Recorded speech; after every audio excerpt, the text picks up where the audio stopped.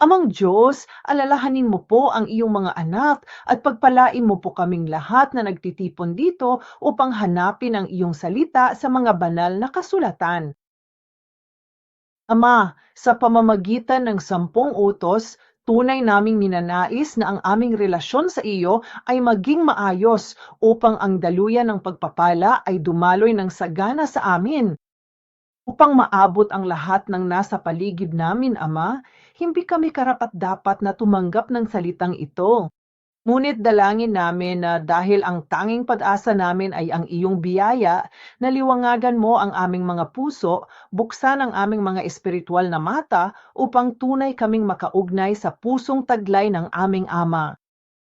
Habang ipinapaliwanag mo sa amin ang 10 utos, Ama, tulungan mo po kami, nagpapasalamat kami sa iyo, sa pangalan ni Jesus, Amen. Kaya ngayon, ipagpapatuloy natin ang ating pangalawang pag-aaral sa serye ng 10 utos. At ang tamagan ay ito, sino ang iyong ama? Okay, hindi ito Star Wars. Sige, ini talaga ang tanong na itinanong ni Jesus sa mga pinuno ng relihiyon noong panahong iyon.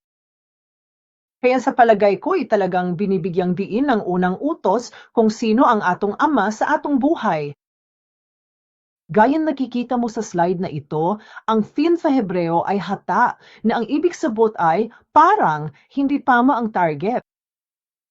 Ang kabaligtaran na salita ay parang bullseye sa Ingles, tama ba? Kapag gusto mo, maghagis ng dart kapag natamaan mo ang kanan sa tuldok sa gitna at patawagin mo itong bullseye. Kaya ang katuwiran sa Ebreo o matuwid sa Ebreo ay tsadak. Ibig sabihin, may inilagay sa tamang relasyon. Kaya kapag pinag-usapan natin ang tungkol sa katuwiran, nakabaliktaran ng kasalanan, ang tinutukoy mo ay ang tamang relasyon sa Diyos. At dalangin ko na ang salita ng Diyos ay magdala sa aton sa tamang relasyon sa Kanya. Wala na tayong ibang pag-asa. Napakaramong impormasyon, napakaramong mga tagubilin sa mundong ito, ngunit naniniwala ako na ang tanging kasulatan ang paraan upang mailagay tayo sa tamang relasyon sa ating Ama, ang Diyos. At lalo na't ang 10 utos ang siyang diwa ng buong Biblia, gaya ng ating napag-aralan noon. Suriin natin kung ano ang mensahe ng Diyos sa likod ng unang utos na ito, at tunay na ipanalangin na sa pamamagitan ng pag-unawa rito, maibalik natin ang ating relasyon sa ating tanging tunay na Ama na siyang Diyos mismo. Amen? Kaya ano ang unang utos? Alam naman natong lahat, di ba? Huwag kang magkakaroon ng ibang mga Diyos sa harap ko. Ito ay nangyayari sa 2 lugar sa kasulatan. Isa sa Exodo 20, talata 3, at bago pumasok ang mga Israelita sa Kanaan, inulit ito ni Moises pagkalipas ng 40 taon sa Jeronimo, Kabanata 5, talata 7. Kaya gugamit tayo ng simpleng paraan ng exegesis tulad ng pagbibigay kahulugan sa talata sa orihinal na wika. Dito tayo magsisimula sa bahaging ito. Susuriin muna natin ang 10 utos na ito. Ang utos muna. Sabi ng Diyos, huwag kang magkakaroon ng ibang mga Diyos sa harap ko, tama ba? Kaya magkakaroon na rin ngayon. Ang salitang ito sa Hebreo ay haya. Ang ibig sabihin ng haya ay maging o umiral. Kaya ibig sabihin niyan ay hindi dapat magkaroon ng mga Diyos na umiiral sa ating buhay. Umiiral, ito ay naroon. Bakit? Para mapaikli ito, maari muna naton itong surion. Isayas Kabanata 42, versikulo 7. Ipinaliliwanag nito ang layunin ng ating pag-iral. Sa madaling salita, ipinaliwanag ng talatang ito kung bakit tayo nilikha ng Diyos na may layunin ng paglikha at layunin ng ating pag-iral. Sinasabi sa Isaias 43 versikulo 7, bawat isa na tinatawag sa aking pangalan at siyang aking nilikha para sa aking kaluwalhatian, siyang aking inanyuan, oo, siyang aking ginawa, di ba? Kaya dito, ano ang layunin ng atong pag-iral? Para sa kaluwalhatan ng Diyos, di ba? Kaya kung babaligtarin mo, kung may iba pang mga Diyos sa atong buhay, kung may ibang mga Diyos na umiiral at niluluwalhati naton ang ibang mga Diyos na iyon, ibig sabihin nito ay ang kanilang pag-iral sa ating buhay ay sumisira sa mismong layunin ng ating sariling pag-iral. May katuturan ba ilo? Kaya kung may oron mang ibang mga Diyos sa atong buhay, hindi naton natutugunan ang atong layunin sa pag-iral. Ibig sabihin, wala tayong kaugnayan sa Diyos sa pag-iral. Ito ay napakaseryoso at napakataimtim. Kaya ano ang ibang mga Diyos kung gayon? Para matiyak na walay ibang mga Diyos na umiiral sa ating buhay, dapat nating talagang maingat na maunawaan kung ano ang ibang mga Diyos. Hindi ba't ang pinag-usapan natin ay ang mga estatwa ng ibang mga Diyos o mga binubong imahen? Alam naman natin na hindi lang iyan ang nangyayari sa buhay natin ngayon, di ba? Kaya tingnan natin kung ano ang ibang mga Diyos. Kaya sinuri lang namin ng maikli. Siyempre, pwede pa itong ipaliwanag ng mas detalyado, pero paikliin ko lang ng kaunti. At ano ang ibang mga Diyos? Huwag kang magkakaroon ng ibang mga Diyos sa harap ko, tama ba? Ang iba pang mga Diyos. Ang una kong tanong ay, maun bang ibang mga Diyos? Kumusta? Meron pa bang ibang mga Diyos? Hunahunao nato kini, isip mga Kristiyano, nasayod kita nga walay laing Diyos, di ba? Pero kailangan talaga naton itong pag-isipan ng mabuti. Maaron bang ibang mga Diyos? Tingnan naton. Okay, bueno, sinasabi sa unang utos, huwag kang magkakaroon ng Diyos bukod sa akon. Tama ba? Wala kang Diyos bukod sa akin, ha? Yun ang ibig sabihin nito, ha? At sa buong Biblia, alam nato na binibigyang diin ng Diyos na siya lamang ang Diyos. Tama ba? Kaya't sinasabi ng Diyos sa Durban Kabanata 4, versikulo 35, alamin ninyo na ang Panginoon ay Diyos at wala ng iba liban sa Kanya. Kaya ibig sabot ba niyan ay wala ng ibang mga Diyos? Kahit na sinasabi ng Biblia na wala ng iba maliban sa Kanya, binabanggit din ito sa maraming lugar na may iba pang mga Diyos at maging ang Diyos mismo ang nagsasabi nito. Sa Exodo 12:12, nang saktan niya ang mga panganay sa Ehipto at noong panahon ng 10 salot upang iligtas ang kanyang bayan, sinabi niya ito, sa gabing iyon, daanan ako sa lupain ng Ehipto at papatayin ko ang lahat ng panganay sa lupain ng Ehipto, maging tao o hayop. At laban sa lahat ng mga Diyos ng Ehipto, maglalapat ako ng mga kahatulan, ako ang Panginoon, tama. Kaya ang Diyos mismo ang nagsabi na maglalapat siya ng mga kahatulan laban sa lahat ng mga Diyos ng Ehipto. Ngayon, sa nakaraan lang ba ito na ang angkop? Ang mga Ehipsyo lang ba ang may maraming Diyos at tayo ngayon ay wala na? Bueno, sinasabi ng ilang iskolar na nabubuhay tayo sa masikip na sansinukob ng Diyos. Nabubuhay tayo sa masikip na sansinukob na kinaroroon ng Diyos. Maaring ikagulat mo ito. Ibig kong sabihin, mahusay ang ginawa ng ating sekular na mundo sa paglalagay sa mga Diyos sa mundo ng pantasya tulad ng sa ating mga pelikula o mga kwentong gawa-gawa, tama ba? Mayroon, maraming Diyos ang umiral sa ating buhay, ngunit madalas nating nais na lumayo na lang, iniisip na walang mga Diyos. Yun lang, naniniwala ako sa Diyos pero kailangan mong tandaan ang iba pang mga Diyos. Sa Hebreyo ay Elohim, ang mismong pangalang sinabing Diyos, at sa unang eksena ng paglikha, ang kanyang pangalan din ay Elohim. Maraming Diyos. Maliban sa Ingles, inilagay namin ang Diyos bilang malaking titik na God at lahat ng iba pang Diyos ay God. Hindi ibig sabihin niya na ay wala ng ibang mga Diyos. Sa tingin ko, bilang mga Kristiyano, dapat nating lubos na malaman na maraming Diyos sa ating buhay o sa paligid natin upang tunay nating malaman kung sino ang ating kaaway. Nagbabala rin ang bagong tipan na maraming Diyos at nagbabala laban sa atin. Halimbawa, sa unang Korinto 8, talata 5 hanggang 6, si Apostol Pablo, na bahagi ng kaniyang pagpapahayag na iisa lamang ang Diyos, ay sinasabi niya ito, sapagkat kahit na may mga tinatawag na mga Diyos, maging sa langit o sa lupa, gaya nga ng maraming mga Diyos at maraming mga Panginoon. Noong panahon niya, marami ring mga Diyos. Kaya ano ang ibang mga Diyos? Kung sino man ang namamahala sa ating buhay sa puntong ito, ay ang Diyos, ang Hari, at ang Panginoon sa ating buhay. Alam mo, tulad sa Korea, sa K-pop, sikat na sikat ka sa buong mundo. Anong tawag sa mga sikat na K-pop band na yan? Mga idol, di ba? May dahilan kung bakit sila tinatawag na mga idolo. Anumang bagay na bumihag sa ating puso at magtutulak sa atin na sumamba, alam mo na, parang kung titingnan mo sila na parang mga Diyos o Diyosa na mga Griego, napakaganda talaga nila.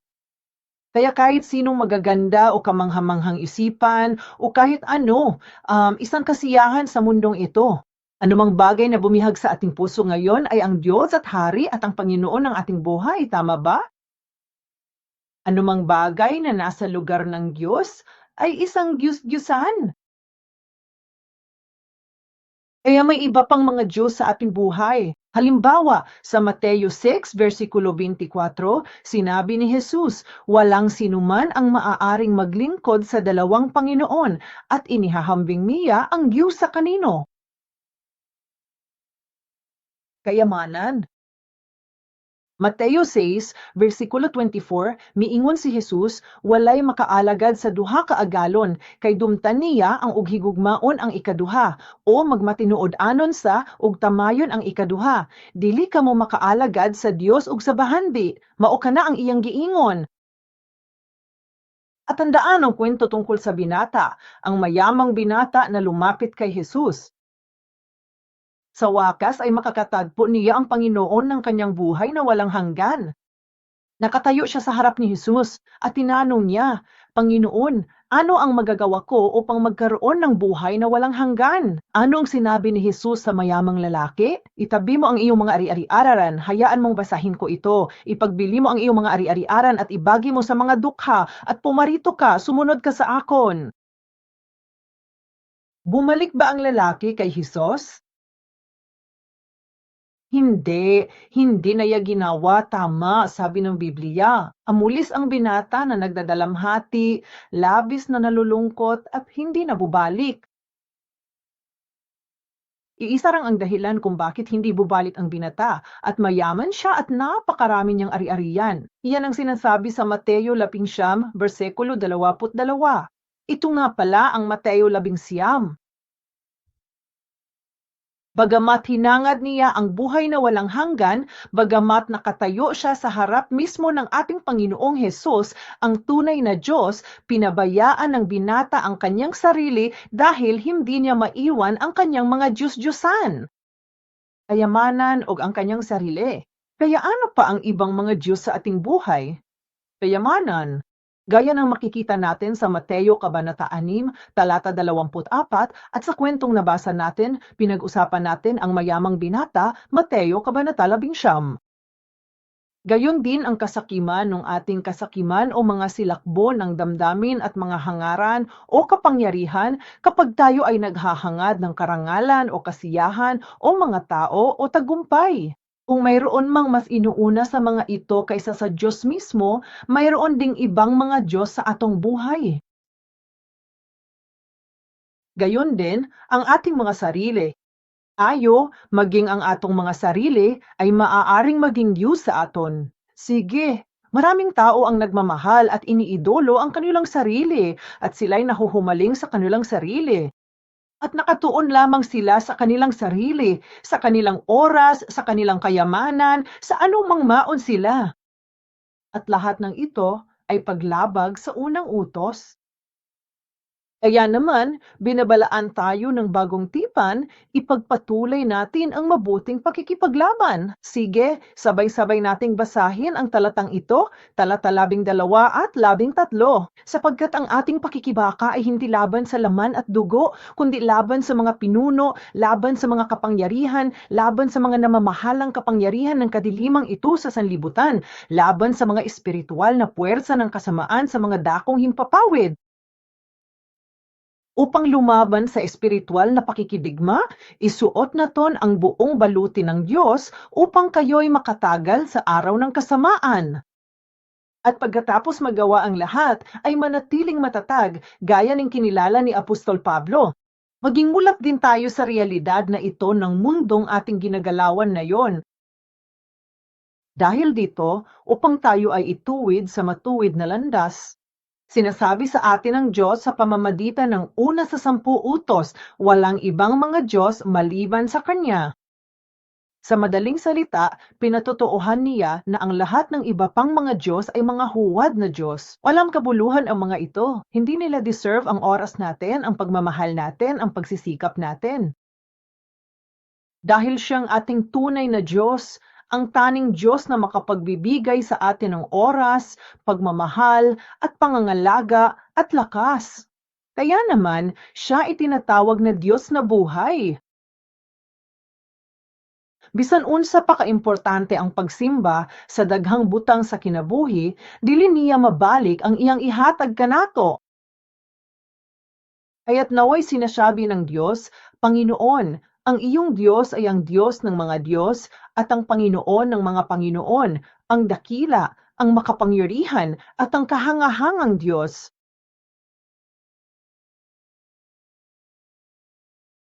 Kaya ang huling bahagi ng unang utos ay nasa harap ko. Magkakaroon ka. Nakita namin ang bahaging iyon, wala ibang mga Diyos.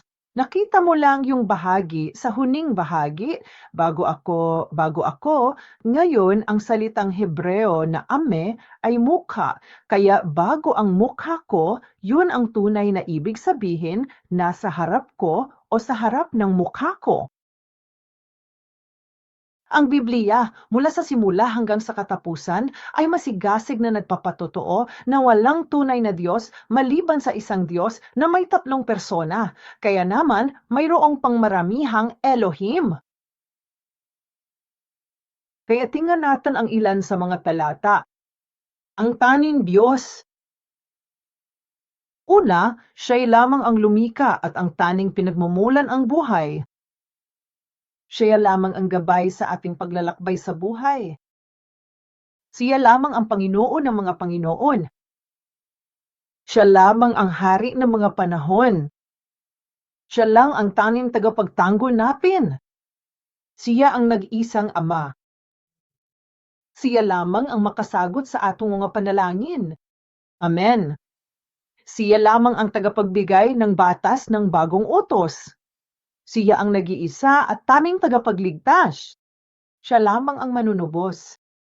Siya lamang ang tagapamamagitan ng bagong tipan sa pagitan ng Diyos at ng tao. Siya lamang ang punong hukom. Siya lamang ang may akda ng pananampalataya. Siya lamang ang Diyos na gumagawa ng mga dakilang kababalahan. Amen. Ang salitang alone o nag-iisa sa Griego ay nangangahulugang ang nag-isa, ang tanging entidad sa buong uring iyon.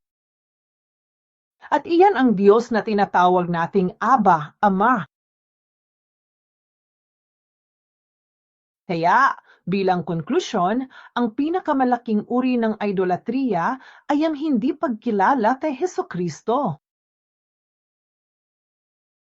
Ang hindi paniniwala kay Hesukristo, ang tunay na Diyos na nagmula sa langit patungo sa lupang ito, ay ang pinakamalubhang uri ng idolatriya. Ito ay isang parirala sa ikapitong aklat ni Reverend Evan Parks sa kanyang seryeng Redemption. Kristo, sino siya? Sinasabi sa Juan Kabanata 1, versikulo 1, siya ang salita at ang pasimula.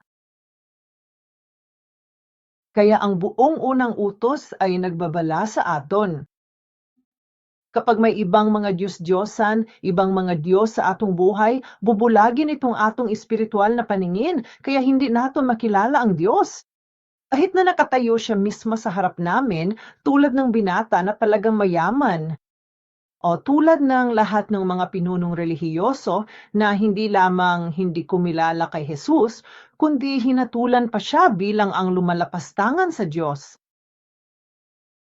Ang realidad na imol, na totoo noon at maging ngayon, ay nakasulat sa 2 Korinto 4:4. Sa 2 Korinto, Kapitulo 4:4, sinasabi, kaninong kaso ang mayroon ang Diyos ng sanlibutang ito, ng binulag niya ang mga pag-iisip ng mga hindi sumasampalataya upang hindi nila makita ang liwanag ng mabuting balita ng kaluwalhatian ni Kristo na siyang larawan ng Diyos. Gusto kong mag-focus tayo sa bahaging ito. Saan nanggagaling ang liwanag? Mula sa Ebanghelyo, mula sa salita, mula sa mga kasulatan, mula sa 10 utos na siyang diwa ng salita ng Diyos. Magkakaroon lamang tayong maling pag-unawa sa 10 utos kung puno kayong ibang mga Diyos sa ating isipan. Kaya sa palagay ko, ang pinakamahalagang bagay na dapat nating gawin ay ang tunay na maunawaan ang 10 utos. Ang paraan na ibinigay sa atin ng Diyos ay sa pamamagitan ng pagkukumpisal sa ating Diyos. Lahat ng mga Diyos na maaaring mayroon tayo sa ating buhay at hilingin sa Kanya na palayain tayo mula sa lahat ng pagkaalipin na ito ng paglilingkod sa ibang mga Diyos. Habang ginagawa natin ito, naniniwala ako na ang mga kasulatan ay magiging mas malinaw sa aton at sa gayon ang aton mga mata ay hindi na mabubulag, kundi magiging bukas upang makilala ang atong tunayan na Ama. Ang problemang ito ay nagsimula pa noong orihinal na kasalanan. Ang hardin ng Eden. Nilabag ni Adan ang unang utos sa hardin ng Eden. Sige, bakit? Dahil kung babalikan mo muna ito, ito ang liwanag ng Ebanghelyo. Ano ang salitang Jesus? Ang salita mismo, tama ba? Kaya ito talaga ay nagdala sa ating atensyon sa kahalagahan ng salita, ang tunay na nilalang ni Jesus. Kaya nga sinasabi niyang, huwag akong gayahin o huwag gumawa ng kahit ano. Pakinggan mo lang ang aking tinig, pakinggan mo ang aking tinig, basahin mo ang aking salita, at panatilihing tama ang aking salita. Paano nilabag ni Adan ang unang utos sa hardin ng Eden dahil nakalimutan niya ang salita ng Diyos? Sa halip, mayroon ba siyang ibang idolo? Pakinggan ang tinig ng ahas, Genesis 2:17, malinaw na sinabi sa kanila ng Diyos. Mula sa punong kahoy ng pagkakilala ng mabuti at masama ay huwag kang kakain, sapagkat sa araw na kumain ka niyan ay tiyak na mamatay ka. Sinabi niya sa kanyang minamahal na anak, mamamatay ka kung kakainin mo ito. Pero ano ang pinanghawakan niya? Sinabi ng ahas sa babae, salita ng ahas, tama ba? Tiyak na hindi ka mamamatay. Dalawang magkasalungat na pahayag dito na kinailangan piliin ni Adan. Tiyak na mamatay ka mula sa kanyang ama o hindi ka mamatay mula sa ahas. Mas madali ang atin, hindi ako ang mas madali. Likas na hilig ng puso natin ang kung ano ang mas mabuting sabihing mamatay o hindi mamatay o tiyak na hindi mamatay, hindi ba? Ganito nagsimula ang orihinal na kasalanan at naniniwala akong nahihirapan din tayo sa parehong paraan ngayon. Inuuna ba nato ang salita ng Diyos higit sa lahat o napakaraming salita ng mga ahas? Iyan ang itinuro ni Jesus sa mga pinunong reliyon, bagamat sila ang mga eksperto sa batas. Ang iyong ama ay ang dyablo at ang sinungaling. tulad ng pagsisinungaling ng ahas, at naniwala sina Adan at Eva sa salita ng ahas. Ang buong sangkatauhan ay sumusunod sa isang landas.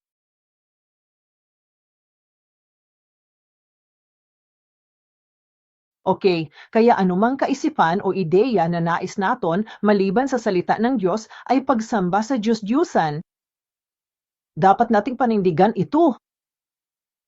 Kaya nga, sabi ni Jesus, ituring ninyong patay na ang mga bahagi ng inyong katawang lupa, gaya ng imoralidad, karumihan, masamang pita, kasamaan, pagnanasa at kasakiman na maituturing na pagsamba sa Diyos-Diyosan. Ipinaliwanag mismo ni Jesus kung ano ang ibig sabot ng idolatriya. At gayon din, binabalaan tayo ni Juan Apostol, maliliit kong mga anak, na mag-ingat kayo sa lahat ng mga Diyos-Diyosan. Kaya anong mga idolo? Ano mang kaisipan o ideya na ating taimtim na hinangahad bukod sa salitang Diyos?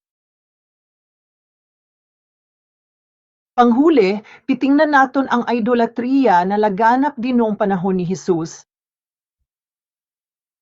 Si Jesus ay Diyos, ang salita na nagkatawang tao at naparito sa lupang ito. Ngunit tinanggihan siya sa mga Israelita at ayaw maniwala sa kanyang salita. Isa itong uri ng idolatriya, hindi ba? Kaya para sa lahat ng taong nangahawakan sa mga kasinungalingan ng ahas bilang katotohanan, dugangot si Jesus at patuloy na ipinaliwanag sa kanila ang mga kasinungalingang kanilang pinanhahawakan. Ang mga Diyos na kanilang pinanhahawakan ay hindi ang kanilang tunay na Diyos o ang tunay na Ama.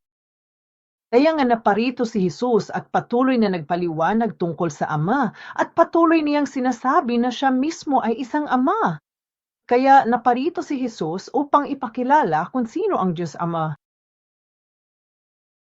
At maraming mga kaso, ngulit 4 na lugar kung saan natin maaring tingnan kung paano ipinakita ni Jesus ang kanyang sarili bilang Diyos ang Ama. Unang pwesto. Giayon ni Jesus ang tawo nga 3 ka tuig ng masakiton sa Bethesda sa adlawng igpapahulay. Tay bawal man ang mutrabaho ni ng adlawa, gihukman siya sa mga leader sa relihiyon. Husto, tungod kini sa iyang pagpang-ayo sa igpapahulay. Dili nato ni hisgutan tanan karon. Basin sa umabot, matun-an nato ni. Palihog basaha kining mga bersikulo. Pangalawa, kung saan ipinakita ni Jesus na siya ay isang ama, ay noong pinilit ng mga Hudyo si Jesus na magtanong, sino ka sa akala mo? Ama? Yan ay nasa Juan Kabanata 8, talata 53 at sa ibaba. Ang ikatulong lugar kung saan ipinahayag ni Jesus ay sa Juan Kabanata 10. Kung titingnan mo, basahin ang Juan Kabanata 10, sabi niya, ako at ang Ama ay iisa. Kaya't nagsimulang hangarungan mga Hudyo na patayon siya dahil sa paglapastangan sa Diyos. At ang pang-apat, nang si Felipe, isa sa mga disipulo ni Jesus, ay nagtanong kay Jesus, ipakita mo sa amin ang Ama. Naana sa Juan 1:4, kini ang hanay, Juan 5, dayon 8, usa, wala 4.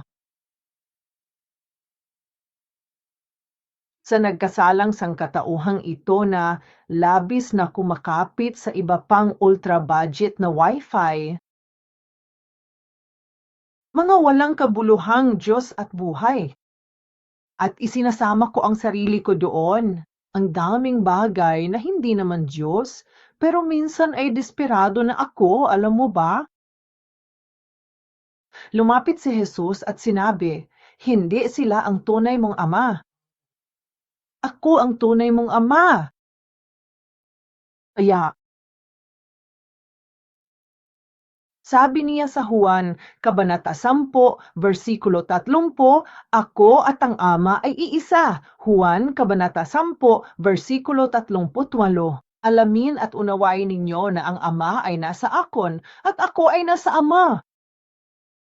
At nang tanungin ni Felipe, Jesus, ipakita mo sa amin, Ama. Sinabi ni Jesus, matagal na ba akong kasama ninyo at hindi pa ba ako nakikilala, Felipe?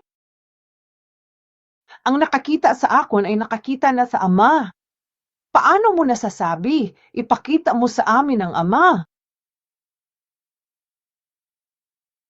At naniniwala talaga ako na siguradong labis na nasasaktan si Jesus sa kaniadto nga panahon ug sa kasamtangan, o gasar kapag ang kanyang mga anak ay namumuhay na parang mga ulila, kumapit sa pag-abot sa paghawak sa mga bagay na iba sa kanyang sarili. At habang mas malalim nating pinag-aralan ng unang utos sa tulong ng banal na espiritu, umasa akong madarama natin ang tinig na ito. Sinasabi ng Diyos sa ating lahat na huwag mag-alala, huwag masyadong ma-stress sa buhay, huwag kumapit pa sa ibang bagay. Dahil ikaw ang pinakadakilang nilalang bilang iyong ama, ako ang iyong lumikha, ako ang iyong lumikha at ako ang iyong ama. Umaasa ako na maririnig nato talaga ang tinig na ito sa pamamagitan ng unang utos na ito. Ang iniisip lang natin ay, huwag kang magkakaroon ng ibang mga Diyos bukod sa akon. Minsan pakiramdam natin ay isa siyang mapanibuhuhing Diyos, isa siyang nakakatakot na Diyos na parurusahan tayo kung tayo ay sumasamba sa idolatriya, kung parurusahan tayong lahat ng Diyos dahil sa ating pagsamba sa Diyos-Diyosan. Sa palagay ko ay malamang na wala na ang sangkatauhan na yun, hindi ba? Matiyaga siyang naghintay na ibaling natin ang atong mga puso sa tunay na Ama, ang Diyos, at sa gayon, sinasabi niya ito sa Mateo Kabanata 6, talata 31 to 32. Basahon natin ito ng sabay-sabay. Handa na? Huwag kayong mag-alala na magsasabi, ano ang aming kaainon, ano ang aming iinumon, o ano ang aming isuso na damit. Sapagkat ang lahat ng mga bagay na ito ay hinahanap ng mga hentil, sapagkat nalalaman ng inyong Ama sa langit na kailangan ninyo ang lahat ng mga bagay na ito. Pakitandaan ang pagkakaiba ng mga hentil. Ang mga hentil na mayroon na naglingkod sa ibang mga Diyos o walang Diyos, sila ang mga masigasig na naghahanap. Mag-alala kayo kay tungkol sa lahat ng mga bagay na ito, kaya palaging binibigyang diin sa amin ni Reverend Evan Park na tatandaan ko, ang pag-aalala mismo ay isang kasalanan. Ibig sabon, hindi naton pinakakatiwalaan ang Diyos bilang aton taning Diyos. Kaya nga sinabi ni Jesus, alam ng inyong Ama sa langit na kailangan ninyo ang lahat ng mga bagay na ito. Kaya ipagkatiwala naton ang lahat na atong tiwala sa atong Diyos Ama. Ang isang tunay na mananampalataya ay yaong ipinagkakatiwala ang lahat sa Diyos. Amen. Kaya't sama-sama tayong manalangin. Hindi ko nasakop lahat ng malalalim na materyales na inilahad ni Reverend Emma Park sa aklat na ito. Pero sana ay makapagdasal talaga tayo hanggang sa muli natong pagkikita. Kaya't ang ating puso ay magiging mas malinis at mas walang laman upang matanggap ang banal na espiritu, ang salita, ang liwanag ng ebanghelyo sa atong mga puso. Amen. Kaya ito na muna para sa araw na ito at magtapos tayo sa panalangin. Aming maawain at matiyagang Diyos Ama, maraming salamat po sa iyong pagmamahal sa amon at pagtawag sa amon bilang iyong sariling mga anak. Sa pamamagitan ng ginawa ng Panginoong Hesus sa krus, Ama, habang naunawaan namin ang 10 utos, ipinapahayag namin sa harap mo na marami pang ibang Diyos sa aming buhay. Sa maraming pagkakataon, nag-aalala ka, na-stress tayo sa mga bagay-bagay. Minsan, sinusubukan naming punuon ang aming mga puso ng mga bagay na iba sa iyong salita. Mas inuuna namin ang ibang mga prioridad sa buhay namin kaysa sa mga salita mo o sa oras namin na kasama ka. Ama, dalangin namin na habang kami ay nangungumpisal at nagsisisi, ay alisan mo ang lahat ng mga huwad na Diyos sa aming buhay. Ano mang bagay na aming inaasahan maliban sa iyo aming nag-isa at tanging manunubos. upang kami ay mapuspos ng iyong presensya, ng iyong pakikisama, ng iyong patnubay, ng iyong proteksyon, ng tunay na kapayapaan na maibibigay mo sa amin. Ama, naway tunay kaming tumayo bilang iyong mga anak na tumatawag sa iyo kung sino ka. Ang tatay ko, ang aming ama ay napakatiyaga, napakamapagmahal, napakabait. Ikaw ang nakakaalam ng lahat ng bagay at nasa lahat ng dako. Walay bagay na hindi mo magawa para sa amin.